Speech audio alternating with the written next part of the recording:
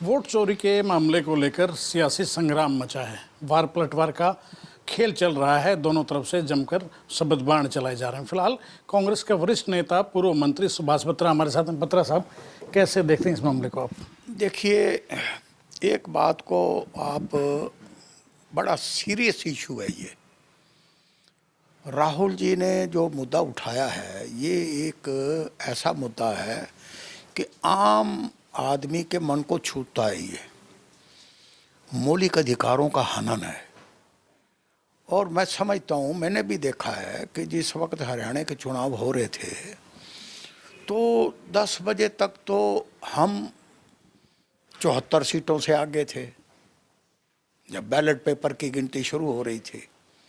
और उसके बाद एकदम 1 घंटे के अंदर ऐसा परिवर्तन आया, जैसे ही ईवीएम आया तो बिल्कुल ही नक्शा बदल गया।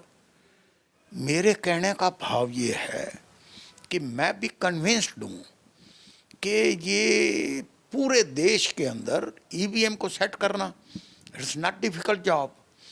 मैं ये कहता हूँ, मेरा मानना है कि जब पूरा देश और सारे देश की अपोजिशन एक मुद्दे को उठा रही है कि आप बैलेट पेपर पे चुनाव करवाइए, आप क्यों नहीं करवाते? दाल में काला तो यहीं नज़र आता है। जब आप पाक साफ हैं तो करवाओ ना चुनाव। पूरी दुनिया में एक हिंदुस्तान को छोड़ के तमाम देशों के अंदर बैलेट पेपर के ऊपर चुनाव है। What is the problem with you? तो मैं ये मानता हूँ कि राहुल जी ने एक बड़ा एक ऐसा इशू उठाया है। मैं तो समझता हूँ कि इससे पूरे देश के अंदर क्रांति आ सकती है। अगर इस देश का युवा खड़ा हो गया तो ये बैलेट पेपर का और ईवीएम का अधिकार ही खत्म हो जाएगा। ये समझ नहीं पा रहे इस बात को। It's a very serious issue. और ये बिहार में, महाराष्ट्र में, हर जगह पर अगर ये आशंका जताई जा रही है तो आपको प्रॉब्लम क्या है? What is the problem? आप करवाइए बैलेट पेपर के ऊपर चुनाव, दूध का दूध, पानी का पानी हो जाएगा। लेकिन मैं ये समझता हूँ कहीं ना कहीं दाल में काला है। और ये एक सच्चाई को छुपाने के लिए इस किस्म की बातें कर रहे हैं। और मैं तो और कहता हूँ कि इनके मोस्टली बीजेपी के जो लीडर हैं ये अनएजुकेटेड हैं, इन अनर्गल बातों का इस्तेमाल करते हैं, भाषा पे नियंत्रण नहीं है। और ये मेरा ये मानना है कि देश को बहुत ही अंधेरी की तरफ लेके जा रहे हैं। मैं तो ये मानता हूँ। ये तो एक डेमोक्रेटिक इतनी बड़ा मुल्क, आज अमेरिका के बाद हिंदुस्तान दूसरा कंट्री है जहाँ डेमोक्रेसी है, और ये तो डेमोक्रेसी के ऊपर कुठारा खाता है। ये तो बहुत बड़ा अपराध है ये। लेकिन भारतीय जनता पार्टी की अगर बात करें तो उनका कहना है कि 1 साल बाद कहीं नींद से जागे हैं राहुल गांधी। 1 साल हो गया है चुनाव हुए, अब तक क्यों नहीं बोले? नहीं, अब तक क्यों नहीं बोले? ये तो शुरू से बोलने लग रहे हैं। इनकी समझ में नहीं आ रही है बात। ईवीएम का इशू तो आज से नहीं, सालों से उठाया जा रहा है और राहुल जी उठा रहे हैं इस इशू को। आज तो पूरे देश का जो अपोजिशन है वो मुद्दे को उठा रही है। आपको प्रॉब्लम क्या है? क्या आपको क्या आशंका है कि अगर बैलेट पेपर पे चुनाव हो जाएंगे तो फिर आपको गद्दी छोड़नी पड़ेगी? आप करवा लीजिए, दूध का दूध, पानी का पानी हो जाएगा। तो ये डेमोक्रेसी के अंदर एक प्रधानमंत्री लेवल के नेता को, और अमित शाह जो होम मिनिस्टर हैं, जिम्मेवार पोजीशन पे बैठे हैं, तो इनको एक तो अपनी भाषाओं पे नीचे काडर को भी ये एक संदेश देना चाहिए कि भाषा पे नियंत्रण होना चाहिए। कल को सरकार आ भी सकती है, सरकार जा भी सकती है। प्रजातंत्र के अंदर सरकार का आवागमन चलता रहता है। लेकिन आज पूरे देश के अंदर कोई तो विकास का मुद्दा नहीं है। एक धर्म या जाति की बात होती है, या भ्रष्टाचार से बड़ा मैं कहता हूं कि आज आप देखिए कि एक आईजी लेवल का आदमी सुसाइड कर रहा है और एएसआई सुसाइड कर रहा है। सीबीआई इंक्वायरी किसी निष्कर्ष पे नहीं पहुंच रही। हर दूसरे महीने सीबीआई की इंक्वायरी हो रही है। लॉ एंड ऑर्डर कहाँ है? सिवाय विकास कहाँ है? सारी सड़कें टूटी पड़ी हैं, पानी गंदा आ रहा है, कोई रख रखाव नहीं है, ब्यूरोक्रेसी पे कोई कंट्रोल नहीं है।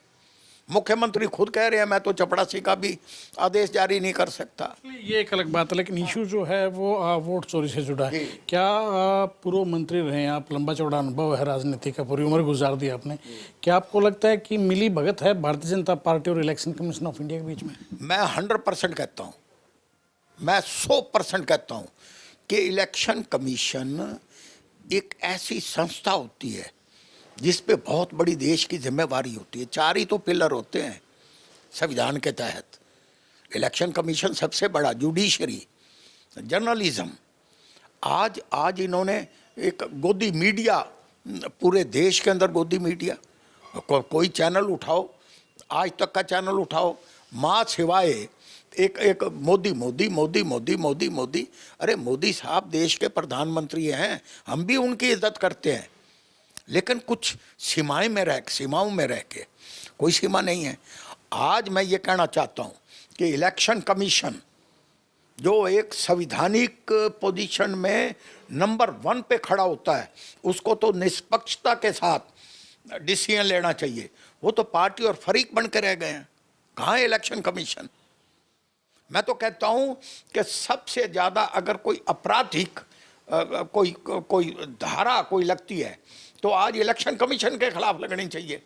वो तो एक तरफा होकर काम कर रहे हैं, चाहे स्टेट का इलेक्शन कमीशन हो, चाहे ऑल इंडिया का इलेक्शन कमीशन हो। They have become a party. क्या भाजपा का कब्जा हो गया, ये कहना चाह रहे हैं आप? मैं ये कहना चाह रहा हूं कि भाजपा ने इनके ऊपर पूरी तरह से कब्जा कर लिया है और इनकी सिलेक्शन चीफ इलेक्शन कमीशन और इलेक्शन कमीशन के जो दूसरे सदस्य हैं उनका चयन भी सीनेटी के आधार पे नहीं, सिलेक्शन के आधार के ऊपर कर रहे हैं। ये अपनी मनमर्जी के आदमी थोप रहे हैं ताकि एक तरफा फैसला हो सके। भारतीय जनता पार्टी के नेता कह रहे हैं कि आप लोग अनर्गल बातें करते हैं, लोगों को गुमराह कर रहे हैं, बिहार में आपकी दुर्गति होने वाली है कांग्रेस पार्टी और उसके अलायंस की, ऐसा उनका कहना है। दांगी साहब, जब मैं मिनिस्टर था 1991 की बात कर रहा हूँ, एक एमएलए था रामविलास जी शर्मा। सुनो, इस देश के अंदर ये जो अब बड़ी शेखियाँ बघाड़ रहे हैं, 2 मेंबर पार्लियामेंट होते थे। हमने कभी अटल बिहारी वाजपेयी जो मॉडरेट प्रधानमंत्री थे, हमने उनका नाम भी बड़ी इज्जत और शालीनता से लिया है। हम आज भी प्रधानमंत्री का नाम बड़ी शालीनता से लेते हैं। लेकिन अगर आप संविधान की धज्जियाँ उड़ाने लग जाओ, जब आप देश की ही पड़खचियाँ उड़ाने लग जाओ, जिस देश को पंडित जवाहरलाल नेहरू, शहीद भगत सिंह, नेताजी सुभाष चंद्र बोस जैसे क्रांतिकारी नेताओं ने अपना बलिदान दे के आज़ाद कराया हो, इसी डेमोक्रेसी के लिए, वही डेमोक्रेसी खतरे में है, वही प्रजातंत्र खतरे में है। मैं एक मौखिक बात कहता हूँ कि अगर आप पाक साफ है और इसमें कोई गोलमाल नहीं है तो आप चुनाव बैलेट पेपर पे क्यों नहीं करवाते? करवा दीजिए ना, पता लग जाएगा आप कहाँ खड़े हो, हम कहाँ खड़े हैं। तो इसलिए ये बिल्कुल सत्ता के मद में ये बिल्कुल पागल हो चुके हैं। इनके जो प्रदेश लेवल के जो छोटे मोटे लीडर हैं, बड़ी अनर्गल भद्दी भाषाओं का इस्तेमाल करते हैं, अनएजुकेटेड हैं, कोई सभ्यता नाम की चीज़ नहीं है। तो मैं ये समझता हूँ कि आने वाले समय के अंदर ये देश के लोग खड़े हो जाएंगे, युवा खड़ा हो जाएगा और इनको ये चुनाव बैलेट पेपर पे करवाना पड़ेगा। पूरा देश इनको बाध्य करेगा। और राहुल गांधी तो बहुत बड़ा लीडर है और जो उन्होंने मुद्दा उठाया है, मैं समझता हूँ कि ये मुद्दा तो कभी आज तक ये जो उठाया है इसके अंदर 200% सच्चाई है। और संविधान की लड़ाई लड़ रहे हैं, कॉन्स्टिट्यूशन को बचाना हर नागरिक का काम है। यही शुक्रिया, धन्यवाद, थैंक यू। तो पूर्व मंत्री सुभाष बत्रा थे, बड़ी बेबाक तरीके से अपनी बात रखते हैं और बत्रा साहब ने गंभीर चिंतन और गंभीर विषय उस भाषा शैली को भी माना है जो आजकल कुछ नेताओं के द्वारा इस्तेमाल की जा रही है और साथ में सलाह दी है कि आचरण में सुधार करना चाहिए, भाषा की सभ्यता और मर्यादा बरकरार रखनी चाहिए। वीडियो जर्नलिस्ट कमलजीत के साथ देवेंद्र दांगी, रोहतक।